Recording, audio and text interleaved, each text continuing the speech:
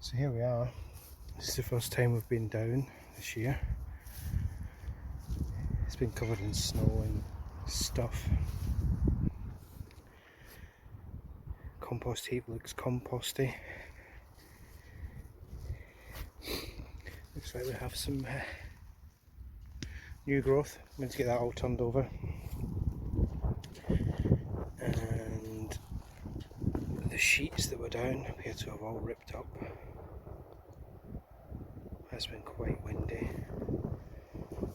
So I'll have to get them back down before the weeds start taking hold again. And then, don't know, got some sort of onions that have survived there.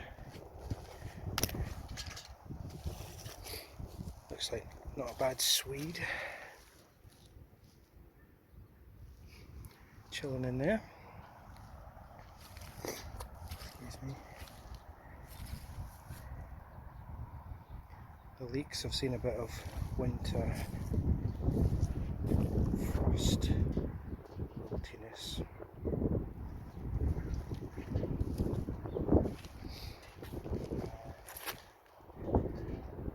Cauliflowers look depressed.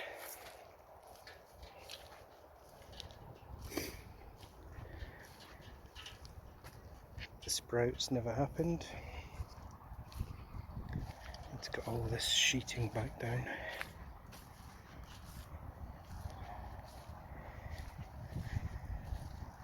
And then, hello.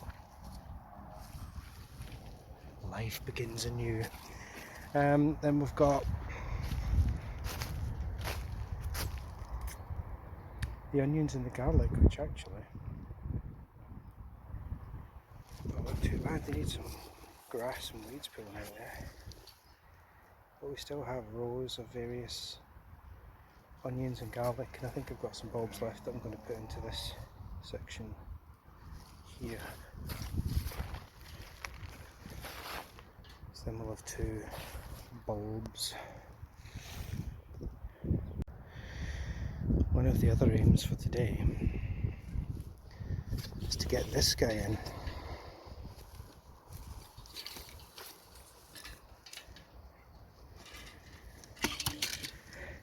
This is a Granny Smith apple tree. Best to do apples and trees and stuff during the winter before they start growing because they're dormant. So this one just arrived in the post today. We'll get its roots soaked and we'll get it into the ground as quickly as possible. The idea is it's a M26 dwarf rootstock, so it shouldn't go too high. And the idea is maybe to get some wood and train it along this fence. Got some accompaniments to it here. That'll be brambles. The raspberries are here, so it's in good company. We'll just have a look and see if the sheds have survived. The strawberries don't appear to have survived. Oh, well, maybe. Oh, that wouldn't have helped.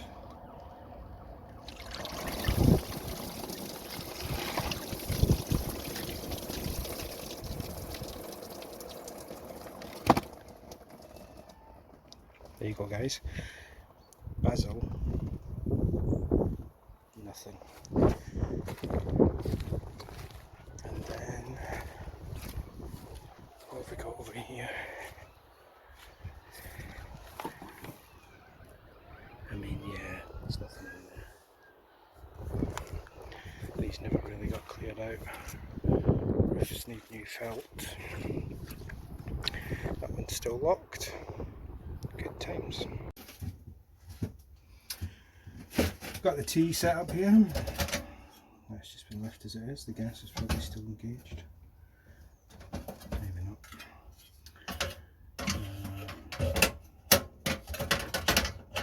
Yep. This does the thing. Like that. Just perfect. Just really abandoned whatever we were doing last autumn. Still all here. Because he wants to come down and mess about with that. We've got this tree Granny Smith, because that's the apple of choice in the household. Lovely sweet apple. It's also self-fertile, so although I will get a pollination partner at some point, might be next year now, it should mean that it doesn't need another tree to pollinate and give fruit. It's just slightly less yield than if I put it like that. It's a bare root, so that's why you need to get it in the ground sooner rather than later.